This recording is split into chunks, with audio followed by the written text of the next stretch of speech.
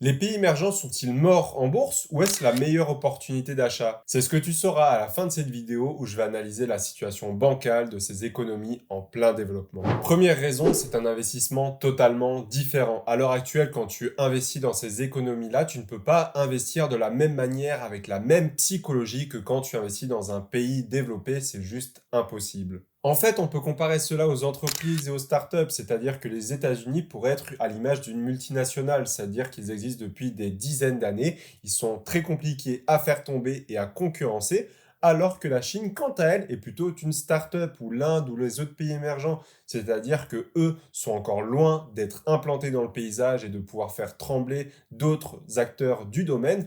Par contre, ils ont un énorme potentiel de croissance à long terme et c'est d'ailleurs là-dessus qu'on va miser à l'heure actuelle. Mais en contrepartie de ce fort rendement potentiel à long terme, on prend également le risque de voir la startup s'écrouler totalement dans les prochaines années si celle-ci n'arrive pas à atteindre ses objectifs. Et donc forcément, notre objectif principal quand on va investir dans les pays émergents sera d'avoir une hausse importante, principalement à long terme. Aujourd'hui, la pire erreur que tu peux faire, c'est de chercher le même rendement que si tu investissais dans le SP500. Pourquoi? Parce qu'en fait, tu vas comparer une économie qui est bien en place, qui existe depuis des années, avec de l'historique et surtout avec des entreprises pour la sécuriser comme Apple, Microsoft, Google ou autres, contre la Chine qui est seulement en train de se développer massivement depuis les dernières années et surtout qui a toutes ses preuves à faire. Tu ne peux pas demander la même chose à ces deux économies. Personnellement, la vision que j'ai, si tu investis sur la Chine, l'Inde ou autre, c'est vraiment accepter le fait que ça peut être stable pendant plusieurs années avant que ça parte vraiment à la hausse d'ici 2030, 2040,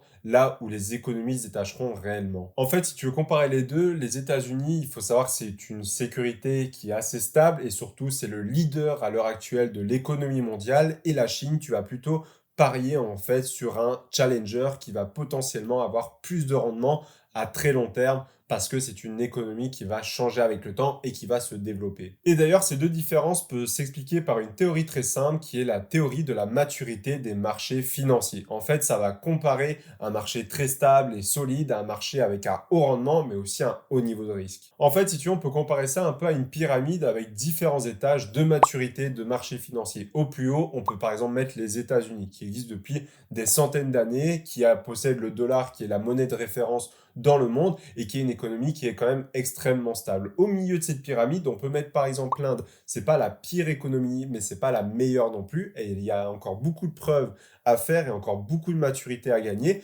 notamment en créant de nouvelles entreprises qui pourraient venir concurrencer un Apple, un Google ou autre. Et en bas de la pyramide, tu pourrais par exemple mettre la République démocratique du Congo, c'est-à-dire une économie très très faible, soumise parfois même à de la corruption et à des manipulations, et surtout sans réelle réglementation. Et bien en fait, suivant où tu te situes sur cette pyramide de la maturité des marchés financiers, tu auras plus ou moins de chances en fait de trouver de la stabilité, du rendement, et au plus tu vas descendre, au plus tu trouveras du risque, mais un potentiel de rendement plus intéressant, puisque tu as un plus gros potentiel aussi de hausse à long terme. C'est d'ailleurs pour ça que la majorité des gens investissent en haut de la pyramide, parce qu'ils sont sûrs de trouver une économie qui est sécurisée et réglementée, donc ça empêche toute manipulation de marché ou problème quelconque. Ensuite, ça va te permettre aussi de trouver une vaste majorité d'entreprises sur lesquelles investir. Apple, c'est des centaines, voire des milliers d'entreprises très solides que tu peux posséder en portefeuille. Et surtout, c'est voir une très grande liquidité. Personne n'a envie d'attendre une semaine pour que son ordre d'achat ou de vente soit passé. Ce qui peut potentiellement, je ne dis pas dans tous les cas, mais arriver au plus tu descends dans cette pyramide-là. Alors que si demain tu souhaites acheter Apple, ça peut être fait dans la seconde et la vente également. Et surtout, le plus important, c'est quand tu crées ta stratégie à long terme, tu vas pouvoir te baser sur des données qui sont quand même extrêmement fiables. Aujourd'hui, on dit souvent que le SP500 fait du 10% par an. On se base notamment sur des données historiques de dizaines et de dizaines d'années, alors que prédire un tel rendement sur une économie qui serait plus bas dans la pyramide serait plus compliqué puisque c'est soumis à plus de risques et plus de changements potentiels à long terme. D'ailleurs, si tu veux suivre mon aventure vers le million d'euros et recevoir des plans d'action chaque semaine pour toi aussi y arriver, je te partage tout dans mes emails exclusifs, c'est totalement gratuit et c'est le premier lien en description. On va maintenant voir le problème des pays émergents. L'une des principales raisons qui pourrait nous dire que les pays émergents sont morts est en fait les problématiques auxquelles ils font face à l'heure actuelle. Il faut comprendre déjà que depuis 2020, ils sont obligés d'avoir un focus différent par rapport aux économies développées comme la France, l'Europe de manière générale ou même les États-Unis. Pourquoi? Parce que depuis 2020, ils ont subi pas mal de choses, une pandémie, des crises a également une inflation record. Donc forcément, déjà, gérer tout ça, en plus de cela, devoir continuer à grossir économiquement, c'est assez compliqué, on va pas se mentir. On aura différents exemples pour attester ça, non seulement l'endettement des pays qui grossit d'année en année, mais surtout, en fait, eh bien, on ne peut pas tout gérer. Pour te faire une métaphore, c'est comme si tu souhaitais continuer de regarder la télévision quand ta maison est en train de brûler. Tu ne peux pas faire les deux, tu es obligé de sauver les meubles et non pas de continuer de regarder ton match de foot. Et bien là, c'est la même chose. Les pays émergents, où il y a une potentielle grosse crise économique, mais surtout une inflation record, ne peuvent pas se permettre de tout gérer en même temps, puisqu'ils ont beaucoup moins de capacité qu'un pays développé, même si évidemment l'un n'empêche pas l'autre, mais forcément, ils vont beaucoup moins croître qu'une économie comme les États-Unis, malheureusement. Mais surtout, on subit un problème sur les 10 dernières années, notamment en Chine et en Inde, c'est que quand on associe de manière générale un pays en voie de développement avec une forte croissance, de manière générale, sa bourse est potentiellement plus intéressante qu'une économie développée, puisqu'une économie développée, comme son l'indique, son économie est plutôt stable, on a moins de chances de voir un gros bouleversement positif, j'entends cette fois-ci, c'est-à-dire de grosses innovations, de grosses entreprises immergées, c'est plus compliqué. Donc, le potentiel des pays émergents en termes en bourse devrait être plus important. Sauf que malheureusement, c'est l'inverse qui se passe. Et depuis les 10 dernières années, en Chine et en Inde, la bourse fait moins bien que les États-Unis, malheureusement, ce qui vient un peu contrecarrer nos plans. Et pour te donner un exemple, si on prend le MSCI India, théoriquement, il fait 11,4% par an sur les dernières années, ce qui peut sembler excellent, mais malheureusement, quand on prend en compte l'effondrement de la roupie par rapport aux USD dollars, et bien malheureusement, celui-ci passe de 11,4% à 6,4%, et donc ça change tout à fait la donne. En fait, il faut catégoriser les problématiques de ces pays émergents en deux catégories. Les premiers sont les problèmes à court terme. Premièrement, il y a une instabilité économique dans ces pays en voie de développement, notamment au niveau de la monnaie. C'est des monnaies qui sont relativement faibles. Comme on l'a vu, le yuan, donc la monnaie en Chine, ou alors les roupies indiennes, sont des monnaies qui ont perdu énormément en valeur face au dollar actuellement. Et donc forcément, c'est quelque chose de très dangereux si elles font beaucoup d'importations avec les États-Unis. C'est quelque chose qui ne va pas du tout les avantager. En plus de cela, ajouter la Chine qui est en pleine crise immobilière, évidemment comme on l'a connu en 2008 et 2009 dans le monde, mais principalement aux États-Unis avec la crise des subprimes, c'est rarement un moment idéal où on est en pleine expansion économique. Ce qui nous le prouve d'ailleurs avec l'année passée, on le voit, un ETF pays émergent qui est vraiment stable, qui n'évolue presque pas de 1%, et bien malheureusement c'est grandement impacté par la Chine qui n'a quasiment pas évolué ces dernières années, à cause notamment de cette crise immobilière qui l'a touché de plein fouet, en plus de ça une inflation importante et également la pandémie de 2020. Mais ce n'est pas tout, on a les tensions géopolitiques à court terme qui vont influencer énormément ces pays, parce que notamment la Chine, qui est un pays à tension géopolitique depuis des années malheureusement, et voire des décennies et même des siècles, ça n'arrange pas leur situation. Et notamment la Russie, qui faisait partie en fait de ces pays en voie de développement, notamment des BRICS, et bien malheureusement lui aussi a été largement impacté par cette situation qu'il a lui-même provoquée malheureusement, et notamment une augmentation de l'inflation des matières premières. Comme on l'a vu, personne n'a pu passer à côté, quand tu vas faire le plein, tu payes beaucoup plus cher qu'il y a 2 ou 3 ans malheureusement ton carburant. C'est la même chose dans les autres pays, c'est-à-dire qu'ils subissent de plein fouet l'inflation, comme on l'a vu par exemple en Argentine. Il faut savoir que depuis les 10 dernières années, il n'y a pas eu une année où l'inflation était en dessous des 20%, allant carrément jusqu'à presque 100% l'année dernière, ce qui est juste énorme. En plus de cela, on voit des bouleversements à l'heure actuelle entre les accords et la géopolitique. On voit les BRICS, ceux qui essayent de faire barrière un peu au monde occidental en essayant d'inculquer une nouvelle monnaie, de gérer eux-mêmes leur pétrole. Enfin bref, ils essayent de mettre plein d'actions en place pour essayer de limiter l'emprise et le pouvoir des États-Unis, ce qui pourrait un petit peu changer la donne et ce qui pourrait perturber leur économie évidemment également. Et en plus de ça, on va voir actuellement des peurs de certains investisseurs de placer leur argent en Chine, en Inde ou dans certains secteurs ou industries, comme par exemple l'immobilier en Chine, qui est en pleine crise à l'heure actuelle. Et donc forcément, ça rajoute moins de dynamisme à ces pays dans ces moments-là, et ça donne moins envie aux investisseurs d'y placer leur argent, ce qui peut provoquer aussi une baisse du rendement de chaque action et autres. Et enfin, la deuxième catégorie des problèmes seraient les problèmes liés au long terme, c'est-à-dire des problèmes qui seraient plus compliqués à changer, qui pourraient endommager bien plus profondément l'investissement dans ces pays-là et qui pourraient faire basculer la balance dans ton choix. Premièrement, c'est la corruption des gouvernements et des États. Comme on le sait, la Chine, l'Inde, le Brésil ou autres sont des États et des gouvernements qui peuvent être corrompus et donc qui peuvent influencer les entreprises qui sont au sein de ce pays-là, et ça peut poser problème à certains investisseurs ou même au développement de l'économie de ces pays. Parce que non seulement il va être compliqué de se détacher de cette image-là à long terme, mais surtout ça peut faire peur à certains investisseurs. Imagine investir dans un pays où tu ne peux même pas prévoir l'avenir d'une entreprise sous coup d'une corruption ou autre. Ça peut être extrêmement dangereux pour un investisseur. Si on prend d'ailleurs l'exemple de Jack Ma il y a quelques années qui s'était fait enlever ou on ne sait pas exactement quoi par le gouvernement chinois, ça peut faire peur, sachant qu'il était dirigeant de l'une des plus grosses entreprises de Chine.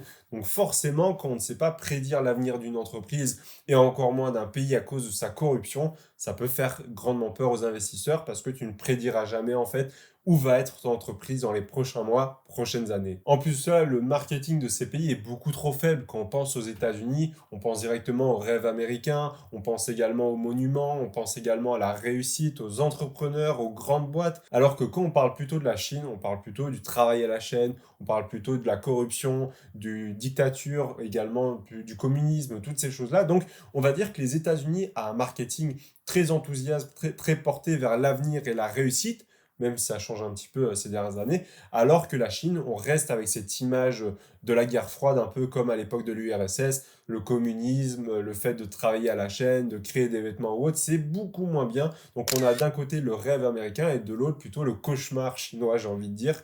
Et forcément, ça va impacter en fait l'attractivité de ces pays, que ce soit pour les capitaux, pour les génies ou autres. Sachant que c'est hyper important pour le développement en fait d'un pays et de son soft power. Si demain tu as une très belle image d'un pays et une bonne image en tête, tu vas plus facilement y aller, y développer tes affaires et aussi faire vivre le pays. Par contre, si tu as une mauvaise image, personne n'irait en fait dans un pays qu'il estime corrompu, avec une image de communisme et aussi surtout une image de dictateur. Forcément, ça laisse un boulet au pied de la Chine et d'autres pays et malheureusement, ce n'est pas prêt de changer à l'heure actuelle. Mais ce n'est pas tout, il y a aussi une forte disparité sociale et économique entre ses habitants. Si tu vas en Chine, en Inde, au Brésil ou autre, il n'est pas rare de voir des quartiers riches à côté de bidonvilles, chose impensable quasiment en France, c'est-à-dire que on a quand même une bonne disparité sociale. Certes, il y a un déséquilibre entre la classe ultra riche et la classe des pauvres, on est d'accord, mais on est loin d'avoir les cas qu'il y a des favelas, des bidonvilles en Inde. Je suis sûr que si tu as fait un minimum d'économie ou d'histoire, tu as certainement déjà étudié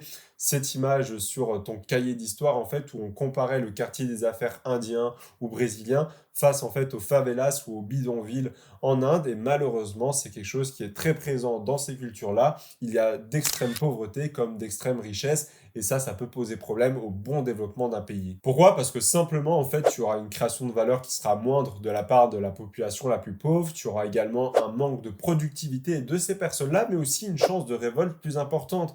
Et oui, déjà qu'on le voit en France avec une disparité qui est un peu moins élevée qu'en Chine, au Brésil ou en Inde, on voit déjà des révoltes, également des personnes qui se retournent contre le système. Alors imagine un pays de 1,5 milliard d'habitants où une grande partie de sa population est extrêmement pauvre. Ce qui se passerait si celle-ci commencera à se révolter contre son gouvernement, ça peut faire des dommages irréversibles et surtout impacter grandement l'économie. Mais surtout, il y a une limite au nombre, et notamment au nombre d'habitants. On va notamment prendre l'exemple de la Yougoslavie, qui était en fait un mix des pays Balkans à l'heure actuelle, Croatie, Bosnie-Herzégovine, etc. Et en fait, ce pays-là s'est dissous. Pourquoi? Parce que premièrement, il y avait une grande différence culturelle entre chacun de ces pays, chose qui est peut-être un peu moins présente en Chine, et encore, je ne suis pas allé pour confirmer, mais on peut comparer cette différence culturelle de la Yougoslavie avec la différence justement économique des pays de la Chine et aussi de la mentalité différente. Donc évidemment, ça peut jouer un rôle et ça peut justement desservir le pays plutôt que l'aider, parce qu'on dit souvent l'argument du fait que la Chine propose énormément d'habitants et donc forcément augmente ses chances d'avoir un Steve Jobs chinois ou alors d'avoir un Google chinois ou alors d'avoir un Apple chinois. Mais malheureusement, ce n'est pas forcément lié. Et surtout, il faut prendre en compte la théorie de la ressource limitée. C'est très bien de prendre en compte qu'il y a énormément d'habitants, qu'il y a plus de chances et plus de main-d'œuvre de créer en fait une grosse entreprise. Mais le problème, c'est que si ces ressources sont mal allouées ou mal exploitées, ou si ce ne sont pas sur des bonnes bases, c'est-à-dire comme actuellement avec des grosses disparités économiques, eh bien, ça peut faire l'effet inverse et au contraire faire un gros boulet pour la société. Imagine si aujourd'hui la France compterait les trois quarts de chômeurs, comment est-ce que tu veux que la France réussisse? C'est pas parce qu'il y a une énorme main-d'œuvre que celle-ci est forcément au travail, que celle-ci est forcément compétente ou même éduquée pour réussir à faire de gros projets. Et malheureusement, la Chine a encore beaucoup de travail à ce sujet. même s'il commence à s'améliorer sur ce point. Et surtout, dans cette mauvaise utilisation des ressources, ça voudrait dire qu'on aurait soit des ressources limitées, qui est peut-être pas forcément le cas si on parle de main-d'œuvre en Chine, la mauvaise exploitation de ces ressources, qui est potentiellement le cas, parce qu'il y a quand même une grosse partie d'agriculture ou même de pauvreté en Chine. Tout n'est pas Pékin dans ce pays-là, malheureusement. Et donc, forcément, c'est de la valeur en moins qui est créée pour de grosses boîtes ou l'économie du pays. Évidemment, un agriculteur a beaucoup moins de poids qu'un Apple ou qu'un Google, ça on va pas se le cacher. Ou encore une fois, un gouvernement inefficace ou corrompu, chose qui est majoritairement le cas dans ces pays. Mais maintenant, on va voir les raisons de continuer d'investir sur ces économies émergentes. Malgré les défis que font face ces pays, il ne faut pas oublier qu'il y a certaines raisons qui pourraient te pousser à continuer ou débuter tes investissements sur ces différentes nations qui ont quand même un gros potentiel à l'avenir. Premièrement, ça serait un retournement de situation à long terme. Et oui, les projections sur 2050, il faut savoir qu'elles sont plutôt favorables à ces pays. On verrait notamment la Chine qui garderait sa première position, l'Inde qui gagnerait des positions comme l'Indonésie. Et en fait, si tu regardes bien le tableau, chacun des pays émergents gagnerait une place ou plus, et chacun des pays développés à l'heure actuelle perdrait des places. Évidemment, ce n'est qu'une projection, personne n'est allé dans le futur vérifier, quoique. Et donc forcément, tu devras surtout te baser sur toi. Est-ce que tu penses que c'est possible ou non, même si malheureusement, on voit que l'économie est en train de tourner vers cette possibilité-là et vers ce résultat. Comme nous l'a prouvé par exemple, en fait, le PIB des BRICS qui a dépassé celui des G7 en 2020. Et ça a été un tournant majeur qui a été notamment médiatisé parce que ça prouve encore une fois que ces économies-là ne cessent d'évoluer à long terme. Il faut également prendre en compte que c'est des pays qui ont une stratégie totalement différente des États-Unis, c'est-à-dire que eux, ils essayent de gagner par l'acquisition quand les États-Unis essayaient de gagner par l'exportation. En fait, on peut comparer les États-Unis et la Chine d'une manière très simple. Les États-Unis seraient un groupe d'orchestre qui essaye d'amener une audience de fans à eux grâce à leur composition, grâce simplement à leur talent artistique et en devenant attractif aux yeux de l'audience, là où la Chine utiliserait plutôt la méthode de la création des instruments, c'est-à-dire que quoi qu'il arrive, tu seras obligé de passer par eux si tu veux composer de la musique. Donc même si tu n'as pas envie en fait de t'adresser à eux, si tu veux faire de la musique, tu n'as pas le choix, tu vas être obligé d'aller voir la Chine. Et bien là, c'est exactement la même chose. Au lieu d'être attractif par ce qu'ils créent, par ce qu'ils font, ils se positionnent simplement comme une personne indispensable au bon déroulement de l'économie ou alors de ce que tu souhaites faire. Ensuite, une autre raison, c'est comme je te l'ai évoqué en début de cette vidéo, c'est notamment le développement de ces pays. Il faut savoir qu'on peut comparer la Chine à une start-up et une start-up, quelle est la particularité? C'est de gagner très peu si malheureusement celle-ci n'atteint pas ses objectifs, mais c'est de gagner beaucoup plus qu'en bourse si celle-ci commence à exploser du jour au lendemain. Et donc, avec les pays émergents, c'est un peu sur quoi est-ce qu'on mise, c'est-à-dire qu'on est OK à avoir un rendement assez faible les premières années, parce que ça reste des pays, donc évidemment, ça va évoluer moins vite qu'une start-up qui a une surface plus réduite à gérer, bien évidemment. L'économie d'un pays, ça ne se change pas du jour au lendemain. Par contre, sur une échelle de temps plus long, 10, 20, 30, 40, 50 ans, c'est là qu'on peut voir une différence énorme potentiellement entre une économie développée et un pays comme la Chine ou l'Inde. Et surtout, on va pas se mentir, il y a un fort potentiel de voir un prochain Apple chinois, un prochain Google indien ou même un prochain Facebook brésilien. C'est pas du tout impossible. Et surtout, grâce à la théorie de la géographie numérique, c'est-à-dire qu'au plus il y a de main-d'œuvre, au plus on augmente les chances de voir des grandes entreprises émerger, des nouveaux concepts, mais aussi simplement une plus grande base de clients, ce qui est logique. C'est-à-dire que premièrement, on aura une plus grande main-d'œuvre, donc potentiellement qui coûtera moins cher à exploiter, et donc évidemment les projets sortiront de terre beaucoup plus rapidement. En plus de cela, si on combine la Chine et l'Inde, ça fait 3 milliards d'habitants contre 300 millions aux États-Unis. Tu doutes bien que le marché, ne serait-ce qu'intérieur au pays, pour développer une entreprise est beaucoup plus large. Imaginons qu'Apple aurait été chinois à la base, il aurait pu grossir beaucoup plus rapidement, ne serait-ce que par le nombre de clients potentiels. Et enfin, c'est évidemment réaliser des économies d'échelle, puisque tout étant plus grande quantité là-bas, évidemment, tu pourras faire des économies plus facilement sur tes matériaux, sur ta main-d'œuvre et en termes de productivité, bien évidemment. Et enfin, on va voir pour qui n'est pas fait cet investissement. Même si ça reste un actif intéressant à posséder et d'investir sur les pays émergents offre beaucoup d'opportunités,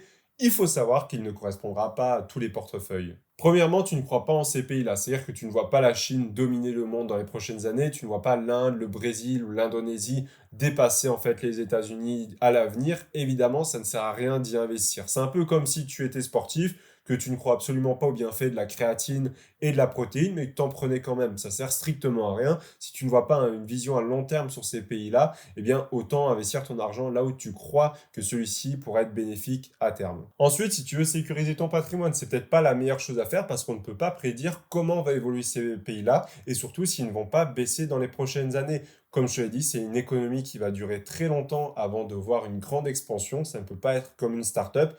Et donc, évidemment, si tu cherches de la sécurité, ça peut être très compliqué pour toi, en fait, de prédire un petit peu l'avenir de ces pays-là, même si les États-Unis peuvent rentrer en crise également, mais d'autant plus un pays émergent. Et enfin, du coup, qui est lié un petit peu à cette problématique-là, si tu investis en dessous de 10 ans, c'est rarement recommandé de miser sur les pays émergents. Pourquoi? Parce qu'il y a peu de chances, en fait, qu'ils fassent plus 50, plus 100%, en fait, dans ces horizons de temps-là, sachant que c'est des économies et des pays qui ont besoin de temps pour se développer, pour créer de nouvelles choses et pour voir des grandes entreprises émerger, ou ne serait-ce en fait que sortir des problématiques qu'ils connaissent aujourd'hui. D'ailleurs, si tu veux connaître 3 actions sous-évaluées mais d'une grande qualité pour les investisseurs long terme, c'est le sujet de ma dernière vidéo. On se retrouve juste derrière. À tout de suite, c'était Maxime.